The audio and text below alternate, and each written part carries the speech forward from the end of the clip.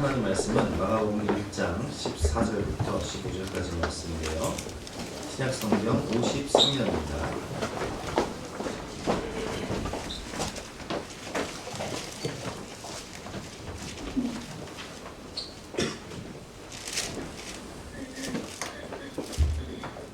마가복음 1장 14절부터 15절까지 말씀을 제가 공부하겠습니다.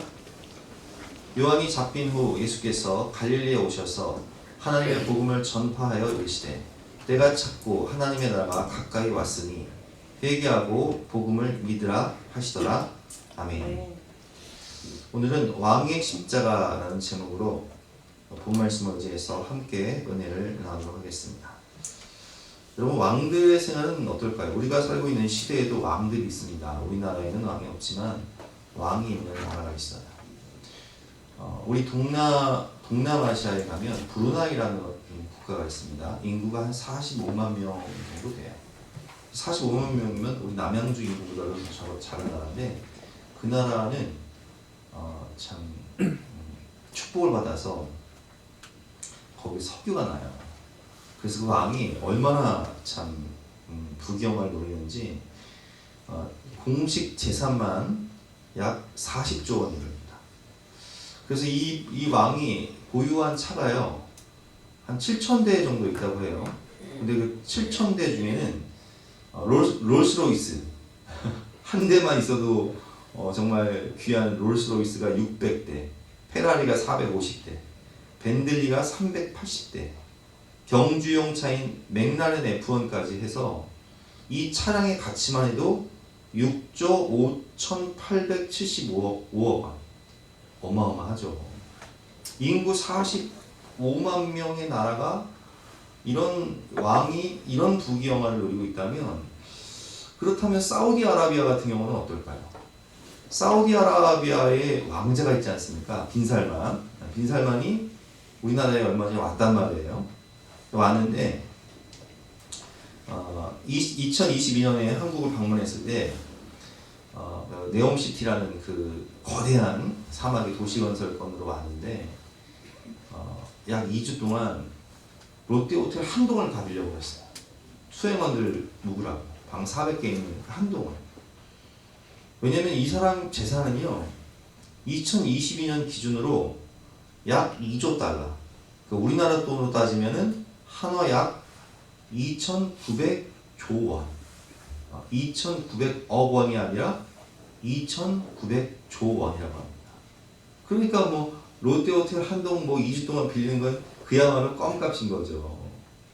여러분 생각해 보세요. 전 우주적으로 보면 우리 은하에만 1,000억 개의 별이 있는데, 그 1,000억 개의 별 중에 작은 지구별에 사우디아라비아라는 하나님 보실 때는 점 하나밖에 안 되는 나라의 왕자도 이런 어마어마한 부귀영화 권세가 있습니다. 그렇다면 이 온 우주를 창조하시고 통치하시는 만왕의 왕, 만주의 주이신 우리 삼위일체 하나님, 그 삼위일체 하나님, 성자 예수님은 여러분 역사의 주관자세요. 근데 그 역사의 주관자이시고 만왕의 왕이시고 온 우주의 통치자이신 그분이 인간의 몸으로 오셔서 빌립보서 2장 말씀을 보면 십자가에서 죽기까지 순종하셨어요. 빌립보서 2장 6절과 7절 말씀, 8절 말씀 제가 읽어보겠습니다. 그는 근본 하나님의 본체시나, 그러니까 우리 예수님은요 삼위일체 하나님이세요.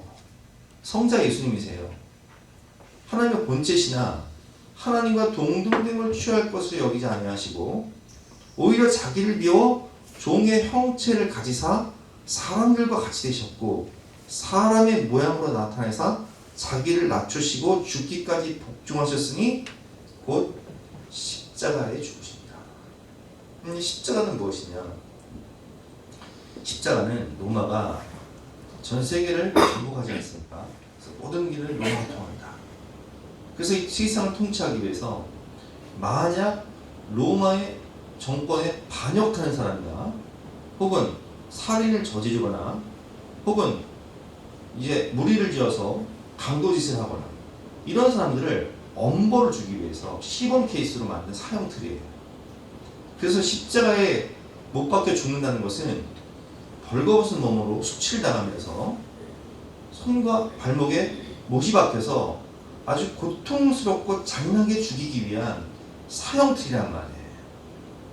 근데 만왕의 왕이시고 만주의 주이신 우주의 통치자이신 우리 주님이 인간의 몸으로 오셔서 우리의 죄를 담당하시기 위해서 십자가에서 비참하게 몸찢기고 피 흘리시며 죽으셨다는 거예요. 그것이 바로 왕의 십자가입니다. 오늘 우리가 마가복음을 읽었는데 마가복음의 주제는 첫 번째 왕으로 오신 예수님이에요. 그래서 예수님이 온 세상의 왕으로 오셨다. 두 번째는 고난 받으신 예수님이에요. 그래서 우리가 이 마태복음을 마태, 마가, 누가, 요한 사복음서가 있지 않습니까? 이 사복음서 중에서 이 특징이 있단 말이에요. 요한복음은 독수리 복음, 그리고 마가복음은 순환받는 예수님에 대해서 송아지 복음이라고 해요. 소가 일을 많이 하지 않습니까? 그리고 마태복음은 사자복음, 누가복음은 사람복음. 이 네 가지 특징이 있는데 이 마가복음의 특징은 첫 번째 왕으로 오신 예수님, 그리고 고난받으신 예수님. 그걸 합해서 왕의 십자가. 팀 켈러 목사님이 왕의 십자가라는 책을 쓰셨는데 마가복음에 대한 내용이죠. 그렇습니다, 여러분. 왕이신 예수님이 우리의 죄를 담당하시기 위해서 십자가를 지러 오신 거예요. 그 만왕의 왕이신 예수님께서 마가복음 공생애를 시작하시면서 처음으로 외치신 말씀이 무엇이냐? 오늘 말씀인데요. 우리 15절 말씀 같이 한번 읽어보겠습니다. 시작. 이르시되 때가 찼고 하나님의 나라가 가까이 왔으니 회개하고 복음을 믿으라 하시더라. 왜 회개하라고 하셨을까요? 왕의 십자가 앞에 회개하는 길만이 우리가 죄사함을 받고 구원받고 살 수 있는 유일한 길이기 때문입니다. 본론으로 들어가서 답이 없는 인간에게 답이 되어 주시는 것이 바로 왕의 십자가입니다. 이런 인간이 얼마나 교만하며 얼마나 하나님 말씀에 불순종하며 살아갑니까? 하나님의 에덴 동산의 모든 것을 아름답게 만드시고 인간에게 축복하시며 생육하고 번성하고 다 먹고 다 다스리고 다 가져라. 그러나 하나님의 하나님 되심을 인정하기 위해서 동산 중앙에 있는 선악을 알게 하는 나무는 먹지 말아라. 이것을 먹는 날에는 내가 반드시 죽을 것이다 라고 말씀하셨는데, 인간이 선악과 빼고는 다 먹을 수 있음에도 불구하고 다 누리고 다 가질 수 있음에도 불구하고 야, 하나님이 어딨어? 내 마음대로 살아야지. 하나님께 순종하며 하나님을 섬기며 산다는 것을 인정하고 싶지가 않은 거예요. 그래서 마귀가 우리를 유혹할 때, 야, 하나님이 어딨어? 네가 이 바보야. 선악과 먹으면 네 눈이 밝아져서 네가 하나님 되는 거야. 네가 하나님처럼 살라고. 네가 주인이지 하나님이 무슨 왕이야. 이렇게 유혹하니까 그것처럼 달콤한 말이 없는 거예요. 그래서 선악과를 먹은 이유는 뭐냐? 내가 하나님 되기 위해서. 그래서 인간은 정말 선악과를 먹고 내 자아가 왕이 돼요. 그냥 내 마음대로 살아요. 죄가 왕이 돼버린다. 창세기 6장을 보면, 그래서 여호와께서 사람의 죄악이 세상에 가득함과 그의 마음으로 생각하는 모든 계획이 항상 악한 뿐임을 보시고 땅 위에 사람 지었음을 한탄하사 마음에 근심하시고 노아의 홍수 심판으로 세상을 심판하시기로 결정하십니다. 그래서 우리가 너무 잘 아는 대로 이제 온 세상은 하나님이 홍수로 이제 덮어버려요. 그리고 홍수가 그치고 저 터키 이번에 그 성지가 좋다를 보니까 터키의 아라라산이 나오더라고요. 아라라산은 높이가요 5,000m예요. 와, 근데 아라라산의 특징은요, 한라산처럼 뾰족한 것이 아니라 이 정상 끝에 이렇게 둥글게 되어 있어요. 노아의 방주가 그 아라라산 정상에 머무르게 되죠. 물이 다 빠졌어요. 그리고 인류의 문명이 시작되는데 창세기 11장을 보면, 자, 여러분, 이 사람들은요, 노아의 후손들은요, 다 하나님의 그 무시무시한 심판을 봤어요. 죄의 싹은 사망의 것을 봤다고요. 지진을 동반한 쓰나미가 온 세상을 덮치고 홍수가 온 세상을 창궐해서 우리가 너무 잘 알고 있는 에베레스트 산까지 물이 다 담긴 걸 봤다고요. 아, 근데 이 성경이 질린 게요, 이 성지가 좋다를 보면 그 이란에 이번 페르시아에 이제 갔는데 고산지대에 어마어마한, 근데 뭐 한라산보다 훨씬 높은 산이죠. 그런 고산인데 소금호수가 있는 거예요. 소금호수. 그럼 이 소금이 어디서 난 거냐? 이 소금이 어디서 났을까요? 노아 홍수 심판 때 온 세상이 바닷물이 되잖아요. 그러니까 그 높은 산에도요 소금호수가 있는 거예요. 여러분, 그 남미가 뭐 우유니 사막이라고 아시죠?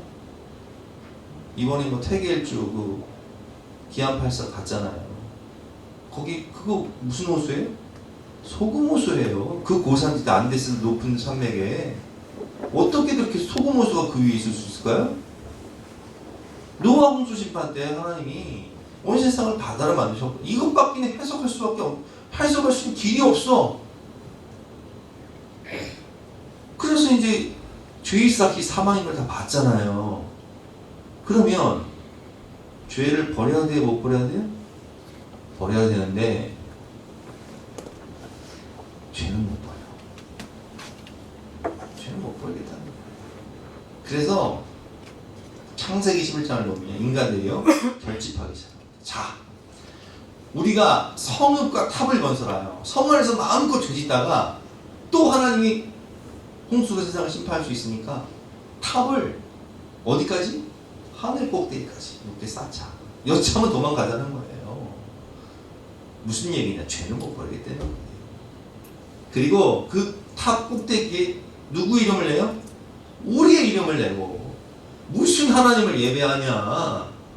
내 이름, 내 성공, 내 명성, 내 이름을 내는 게 중요한 거지.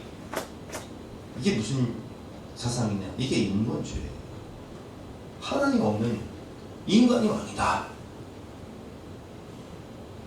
그래서 이름을 온 지면이 흩어지는 명하다. 모이기만 하면 죄를 짓고 하나님을 대적하는 인간들의 모습을 하나님 가만히 보시다가 볼 수가 없으니까 흩어버리세요. 그리고 어떻게 하세요? 언어를 혼잡하게 하세요. 그래서 우리가 언어가 흩어진 거예요. 와, 근데 요즘에는 삼성에서 핸드폰이 나왔는데 뭐 번역기가 다 있는 거예요. 야, 뭐 일본, 뭐 영어, 중국어, 독일어, 하여튼 이제는 뭐 언어를 공부할 필요가 없더라고요. 하여튼 여러분, 이렇게 언어가 흩어진 이유가 뭐라고요? 인간이 모이기만 하면 하나님을 대적하고 하나님 없는 것처럼 살면서 죄를 지으니까 하나님은 오죽하면 그냥 언어를 흩어버리셨을까? 그래서 우리 애들이 지금 학교에서 그냥 언어 공부하느라고 힘든 거예요. 그래서 하나님은 창세기 12장에서 아브라함을 부르셔서 새로운 시작을 하십니다. 아브라함이 이삭을 낳고 이삭이 야곱을 낳고 이삭이 야곱을 낳고 야곱이 12아들을 낳는데 그 12아들이 12지파가 되죠. 이 야곱이 이스라엘이 되는 거예요.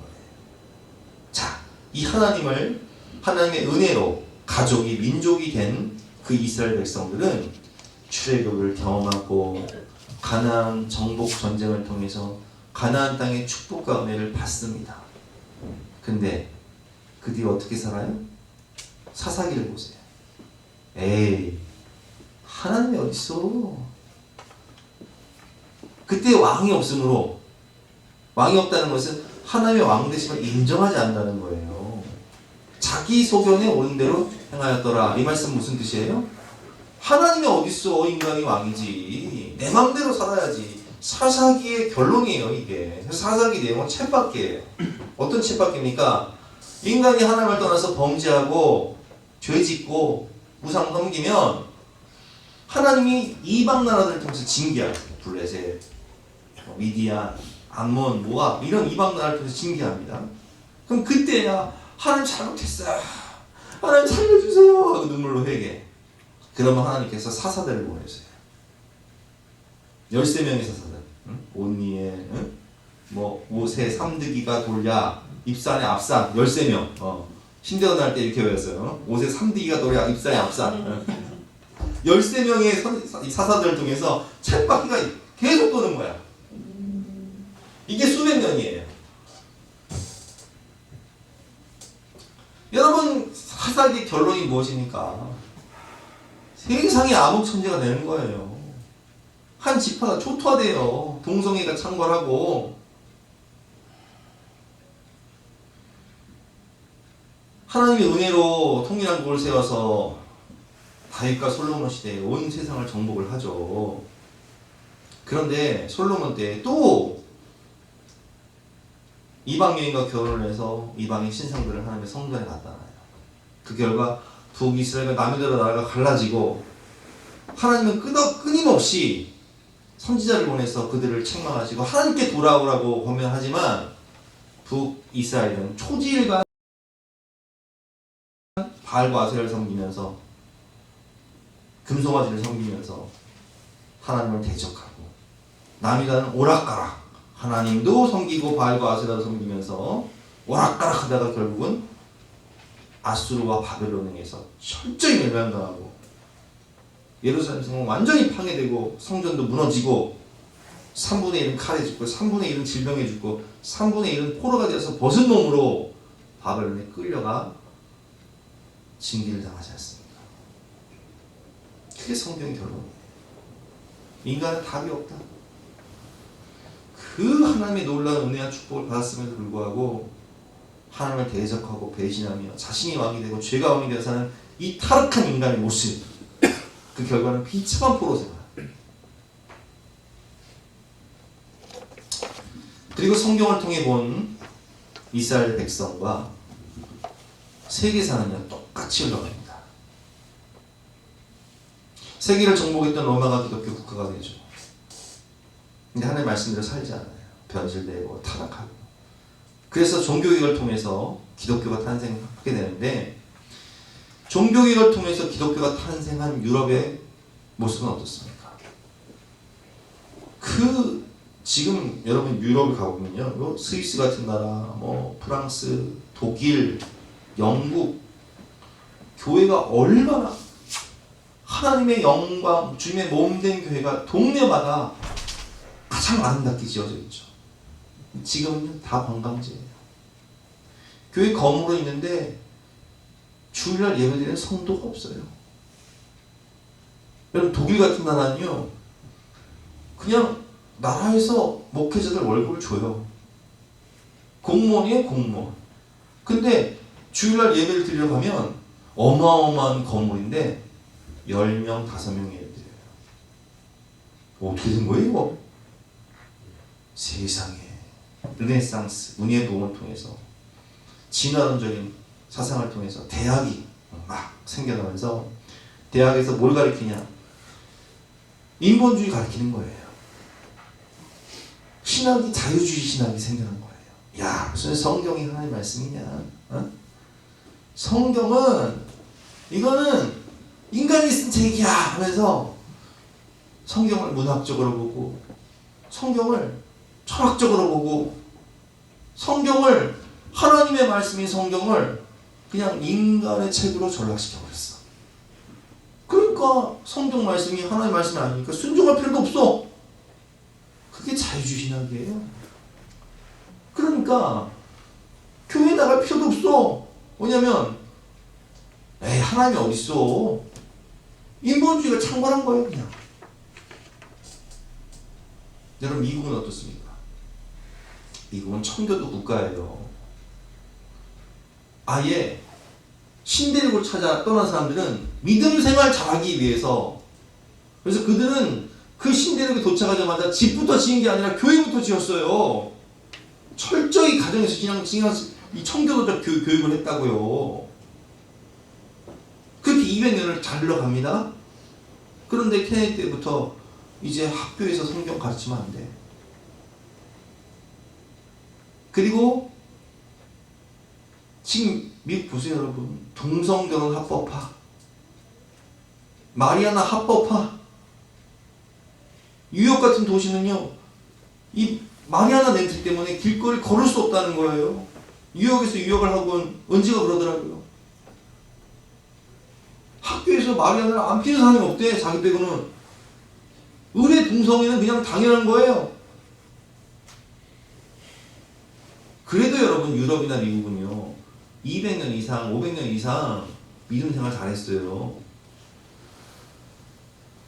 근데 우리나라는 어때요? 꼴랑 100년 100년 신앙생활 잘하다 지금은 완전히 기독교적 문화가 세상을 덮어버렸어요.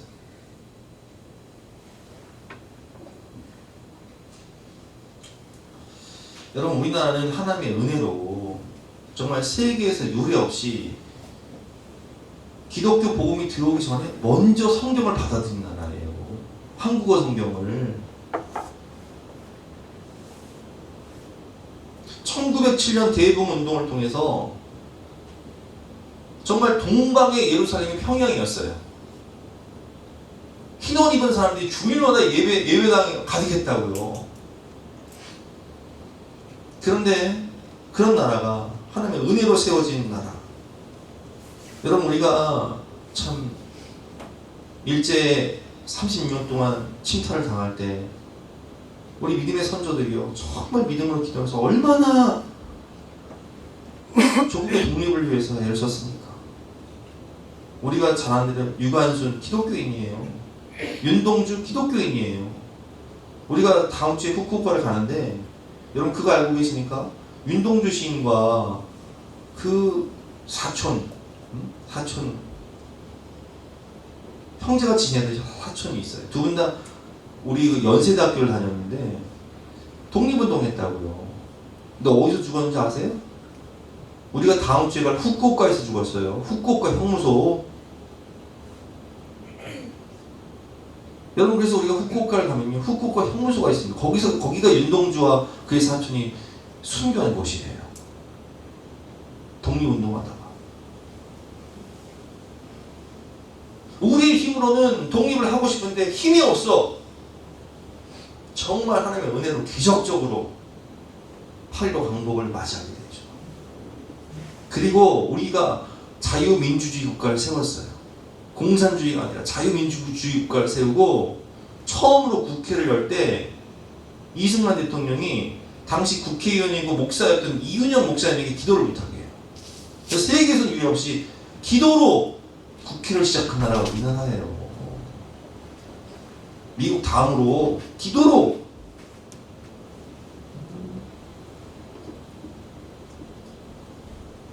여러분 지난번에 우리 한강교회 최한필 목사님 오셔서 부흥회할 때 왜 교회 이름을 한강교회라고 지었다고 그래요? 한강의 기적. 근데 우리나라는 한강의 기적. 한강의 기적이 어떻게 일어났어요? 새마을 운동과 새벽기도 운동을 통해서 일어났는데 이 새마을 운동의 창시자가 누구냐면은 가나안 농군학교의 지도자였던 김용기 장로님이에요. 박정희 대통령이 김용기 장로님이 찾아가서 우리나라가 어떻게 하면 잘 살 수 있습니까? 해서 이 가나안 농군학교의 시스템을 그대로 받아들인 게 새마을운동이라고요. 새벽기도와 새마을운동을 통해서 우리나라가 한강의 기적을 이뤄서 1950년 세계에서 두 번째가는 가난한 나라였는데 원조받던 나라. 그런데 유례없이 원조받던 나라에서 원조하는 나라로 세계 10대 경제 대국으로 바뀐 나라가 우리나라입니다. 그 놀라운 은혜와 축복을 받았음에도 불구하고 지금은 완전히 반기독교적으로 문화 자체가 하나님이 어디 있어?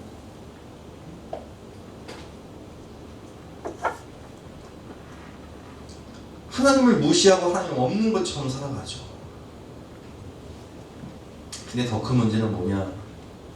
세상 사람은 그럴지라도 우리 자신은 하나님 앞에 바로 서야 되는데 더 큰 문제는 우리가 본이 못 된다는 거예요. 우리가 모범이 못 된다는 거예요.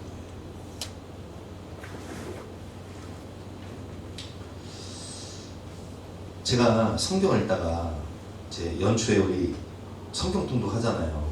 저도 이제 1월달, 2월달 일독을 하면서 제가 여러분들에게 드라마 바이블로 봐라, 공동체 성경 읽기로 봐라. 그러면 화면이 나오니까 이해하기 어려운 것도 이해하기 쉽고 너무 좋다. 근데 이 공동체 성경 읽기 드라마 바이블 보다 보니까 이런 그림이 나와요. 이게 반복적으로 이제 이스라엘 백성들이 불순종할 때 나오는 그림인데 그들이 듣기를 싫어하여 등을 돌리고 듣지 아니하여 귀를 막으며 사로잡혀가는 까닭, 바벨론의 포로가 되어서 사로잡혀가는 까닭이 뭐냐? 하나님이 선지자를 보내주시고 하나님께 돌아와라, 회개하라 외칠 때마다 그들이 듣기 싫어하여 등을 돌리고 귀를 막고 하나님의 말씀을 듣지 않았다. 근데 이 그림을요, 저 많이 본 것 같아요. 사춘기 자녀들이요, 부모가 무슨 말 하면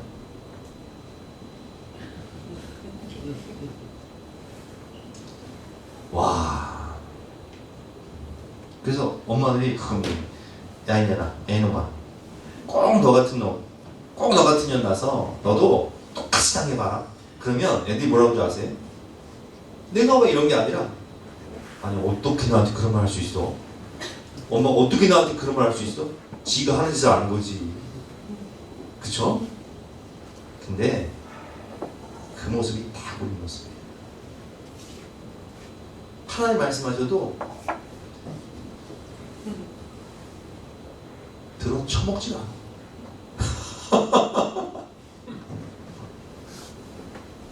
무슨 당신은 말씀하십시오, 나는 나대로 살 테니까.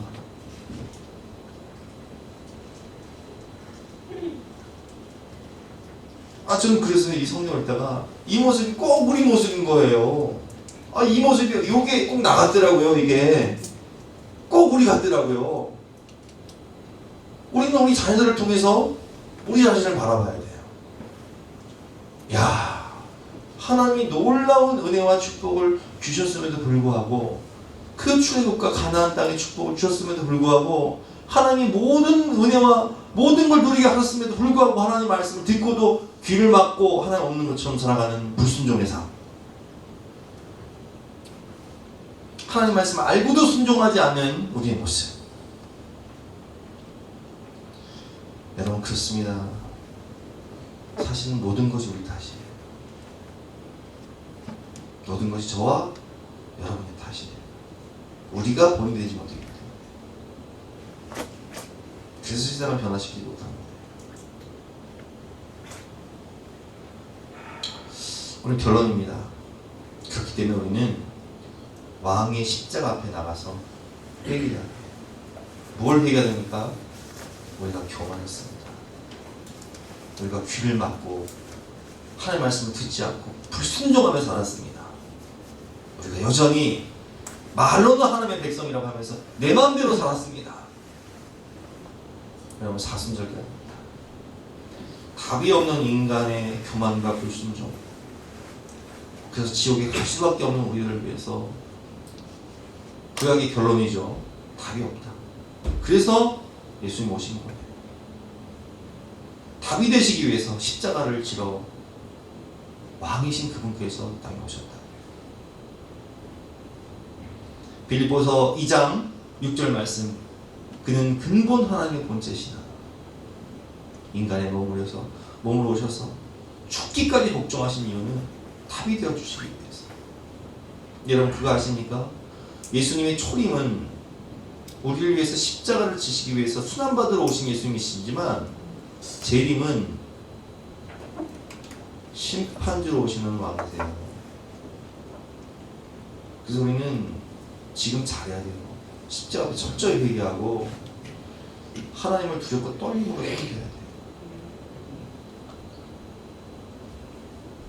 왕의 십자가 앞에서 진실한 마음으로 회개하며 주인을 바꾸며 순종하는 삶을 살아야 하는 것입니다. 그래서 선지자들은 우리에게 외쳤습니다. 회개하라. 하늘이여 들으라. 땅이여 귀를 기울이라. 여호와께서 말씀하시기를 내가 자식을 양육하였거늘 그들이 나를 거역하였도다. 소는 그 임자를 알고 나귀는 그 주인의 구유를 알건만은 이스라엘은 알지 못하고 나의 백성은 깨닫지 못하는 거다. 회개하라. 그리고 세례요한은 외쳤습니다. 세례요한이 광야에 이르러 죄사함을 받게 하는 회개 세례를 전파하니 온 유대 지방과 예루살렘 사람이 다 나아가 자기 죄를 자복하고 요단강에서 그에게 세례를 받더라. 그리고 오늘 주님이 우리에게 공생애를 시작하시면서 왕이신 예수님께서 말씀하십니다. 때가 찼고 하나님의 나라가 가까이 왔으니 회개하고 복음을 믿으라.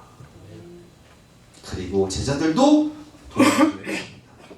너희가 회개하여 각각 예수 그리스도의 이름으로 세례를 받고 죄사함을 받으라. 그리하면 성령의 선물을 받을 것이다. 여러분, 사순절 기간 우리를 구원하시기 위해서 오신 만왕의 왕, 만주의 주, 온 세상의 통치자이신 예수님께서 우리를 위해 십자가에 못 박히셨습니다. 우리는 그 십자가를 바라보며 우리의 모든 인생의 무거운 짐을 내려놓고 죄짐을 내려놓고 진실한 마음으로 회개하며 하나님, 제가 말로는 하나님의 백성이라고 하는데 사실은 내 마음대로 살았습니다. 내 감정 따라, 내 생각대로, 내 이익과 욕망 따라 살았음을 고백하오니 주여 우리 교만과 불순종을 용서해 주시고 내 자아와 정욕과 탐심을 십자가에 못 박고 나는 죽고 예수로 주인을 바꾸며 하나님 말씀에 순종하는 삶을 살게 하여 주시옵소서. 기도하는 사순절 기간이 되시기를 주님의 이름으로 축원합니다. 우리 함께 찬양하고 기도하는 시간 갖도록 하겠습니다.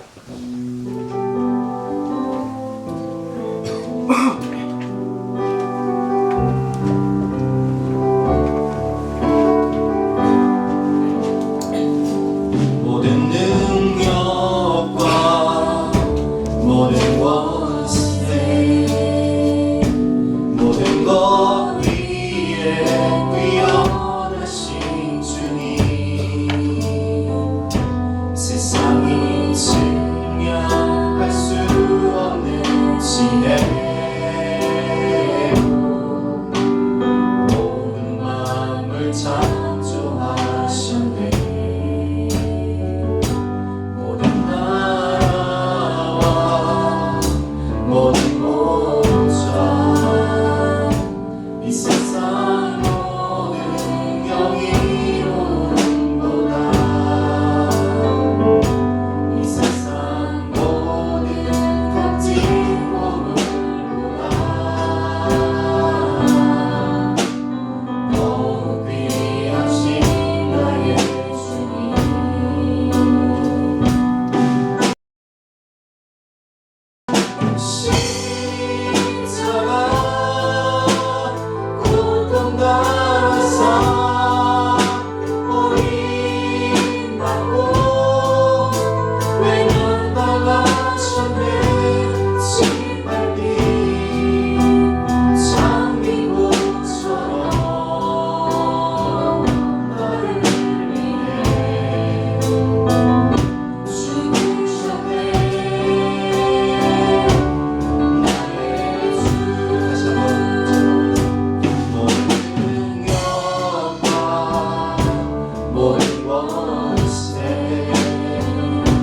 모든 것 위에 뛰어나신 주님, 세상이 증량할 수 없는 지혜로 모든 만물 창조하셨네. 모든 나라와 모든 보좌, 이 세상 모든 경이로움보다,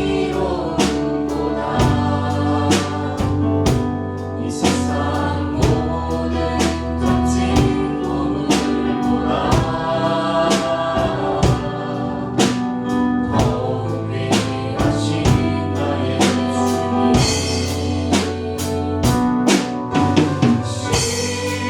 십자가 고통당하사 버림받고 외면당하셨네. 짓밟힌 장미꽃처럼 나를 위해 죽으셨네. 나의 죄가 고통당하사 십자가 고통당하사